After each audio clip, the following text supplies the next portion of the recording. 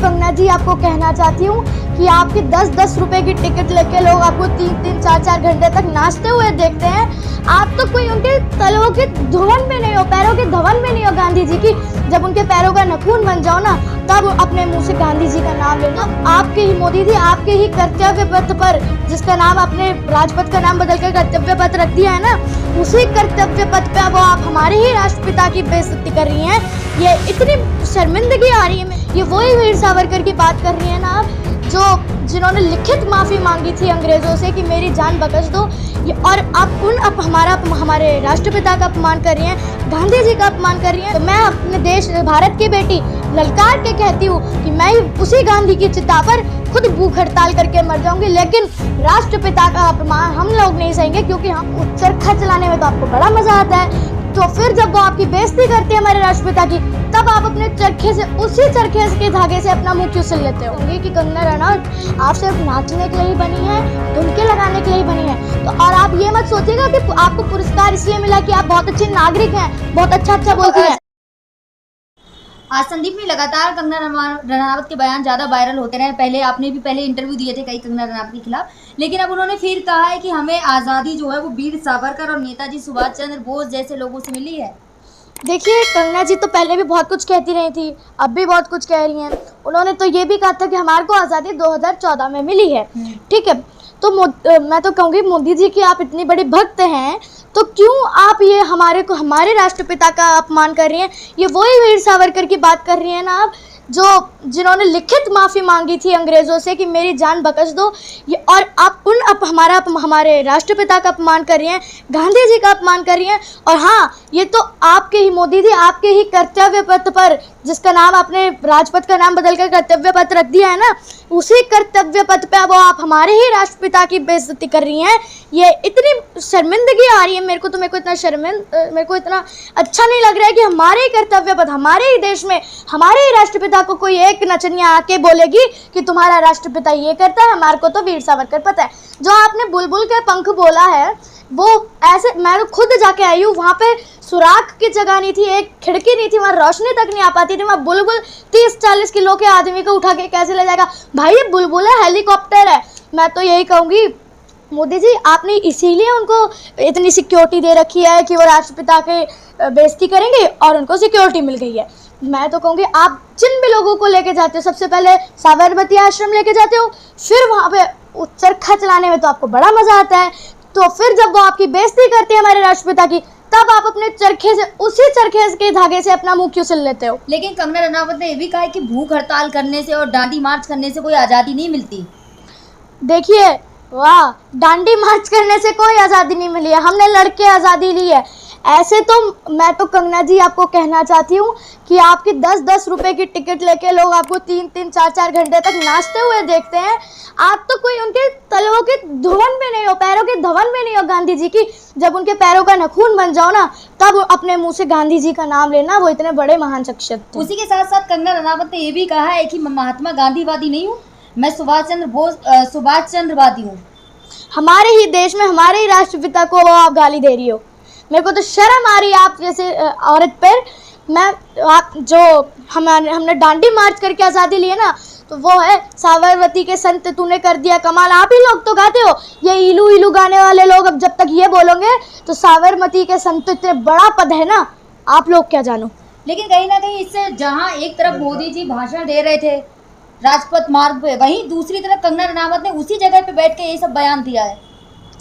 देखिए, मैं तो कह रही हूँ ना कि मोदी जी ने तो इसलिए सिक्योरिटी दे रखी है कि कंगना जी कुछ बोले हमारे राष्ट्रपिता के बारे में, गांधियों का विरोध करें या कुछ भी बोले, वो बस मोदी जी के प्रॉफिट में आए। और अगर मोदी जी से अलग कर देंगे तो आपने कहा मोदी के प्रॉफिट में आए, मोदी जी के प्रॉफिट में कैसे आ सकता है? क्योंकि मोदी जी तो लगातार गांधी जी की बात करते हैं और जाते भी हैं चरखा चलाने साबरमती आश्रम। तो कैसे मोदी? देखिए, सब जगह के नाम बदल रहे हैं, इसलिए बदल रहे हैं ताकि मोदी जी का नीचे नाम आ जाए।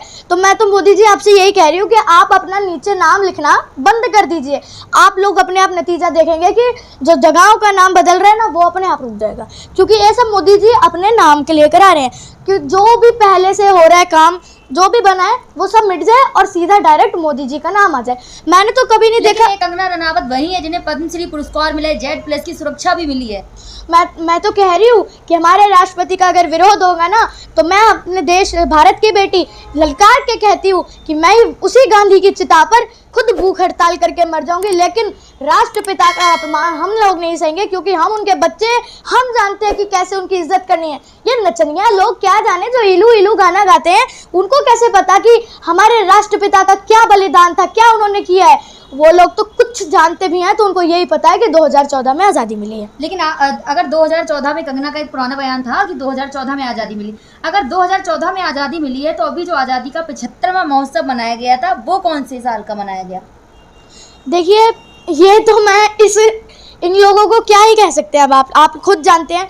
मैं ये कहूँगी कि मैंने कभी मोदी जी को ये देखा है कि वो कभी हाईवे का उद्घाटन कर रहे हैं, कभी किसी जगह का नाम बदल रहे हैं। अभी राजपथ का नाम बदल के उन्होंने कर्तव्य पथ कर दिया है। ये आप लोग तो बहुत अच्छे से बेखूबी जानते हैं। मैं गांधी जी को मैंने कभी नहीं देखा कि वो हाईवे का उद्घाटन कर रहे हैं, ना मैंने सुभाष चंद्र बोस जी को देखा कि वो किसी स्कूल का उद्घाटन कर रहे हैं, किसी भी बड़ी जगह का नाम बदल रहे हैं। तो मैं तो वो जानती हूँ कि वो लोग कहते थे कि नाम दिलों पर होना चाहिए, पत्थरों पर एतबार है क्या। ये लोग ऐसे लोग होते थे। और मोदी जी को तो आप देख ही लीजिए कैसे प्रधानमंत्री हमारे। मोदी जी तो लगातार महात्मा गांधी की तारीफ करते हैं, उनका नाम लेते हैं, पिता के नाम से भी नवाजा जाता है महात्मा गांधी को। वो तो राष्ट्रपिता है भाई। तो फिर अगर मोदी जी आप कह रही है ना कि महात्मा गांधी का इतना बड़ा नाम लेते हैं, इतने बड़े भक्त हैं, तो फिर वहाँ पे जाके हमारे राष्ट्रपिता की मूर्ति क्यों नहीं लगा। मैं विरोध नहीं करती हूँ सुभाष चंद्र बोस जी का, वो भी हमारे बहुत बड़े नेता हैं, लेकिन एक राष्ट्रपिता का सम्मान जो होता है वो तो सम्मान, बहुत बड़ा सम्मान होता है। उनकी मूर्ति लगानी चाहिए थी, सुभाष चंद्र बोस जी की भी लगाए, लेकिन एक जगह हमारे महात्मा गांधी जी की मूर्ति होनी चाहिए थी। अगर आपके दिलों में उनके लिए इतना प्यार है, इतना भरोसा है, इतना आपको लगता है कि मैं उनका बहुत बड़ा भक्त हूँ, तो आपको उनकी भी मूर्ति लगानी चाहिए थी, उनका भी सम्मान करना चाहिए था। और ऐसी कंगना रनौत के मुंह पे पट्टी लगानी चाहिए थी, उन पे केस दर्ज होना चाहिए था, उनको काल कोठरी में डालना चाहिए था, क्योंकि उन्होंने अपने राष्ट्रपिता जिनके आप भक्त हैं उनके बारे में ऐसा बोला है। तो मैं तो अब यही कहना चाहिए। लेकिन कंगना को पद्मश्री पुरस्कार से भी नवाजा गया। हाँ, तो लेना चाहिए ना। मैंने तो आपको कई बार आपके इंटरव्यू में बोला है कि उनसे पद्मश्री पुरस्कार वापस लो, क्योंकि वो इस लायक नहीं है। क्या नाचने वालों को ये अगर पुरस्कार मिलता रहेगा तो हमारे देश का होगा क्या भाई। हमारे देश में डेमोक्रेसी, मतलब हमारी ऐसे नीचे जा रही है, हमारा देश बांग्लादेश से भी नीचे जा रहा है। जो टुकड़ा हमारे अंदर से निकला है वो ये हमसे भी ऊपर जा रहा है, तो फिर हमारे देश पे तो लोग लानत करेंगे। कंगना रनावत के लिए क्या कहना चाहेंगी? मैं कंगना रनावत के बारे में यही कहूँगी कि कंगना रनावत आप सिर्फ नाचने के लिए ही बनी है, धुमके लगाने के लिए ही बनी है। तो और आप ये मत सोचिएगा कि आपको पुरस्कार इसलिए मिला है कि आप बहुत अच्छे नागरिक हैं, बहुत अच्छा बोलती हैं। आपने पुरस्कार की बात की, जो पुरस्कार मिला है वो उन्हें रानी लक्ष्मीबाई की जो मूवी हुई थी उस पर मिला है। देखिए, लकड़ी के घोड़ों पर बैठ के आप रानी लक्ष्मीबाई की एक्टिंग तो कर सकती हैं, लेकिन डांडी मार्च करके अगर आप गांधी बनना चाहती है ना तो उसके लिए मीलों मीलों दूर तक चलना पड़ेगा, सैकड़ों मीलों तक आपको पैदल चलना पड़ेगा, तब आप जाके गांधी बनेंगी। तब जब जाके आपको पता चलेगा कि गांधी ने क्या काम किया। आप तो सावरकर बोल रही हैं, जिन्होंने चिट्ठी लिखी। सावरकर कह रही हैं, सावरकर नहीं, वीर सावरकर आप कह रही हैं ना कि उन्होंने इतना बड़ा काम किया है, बुलबुल के पंख पे उड़ के गए हैं, वो ऐसे पूरा देश का भ्रमण किया है उन्होंने। वो उन लोगों की कॉपी करनी है ना तो लिखिए चिट्ठी अभी अंग्रेजों को कि मेरी जान बख्श दो।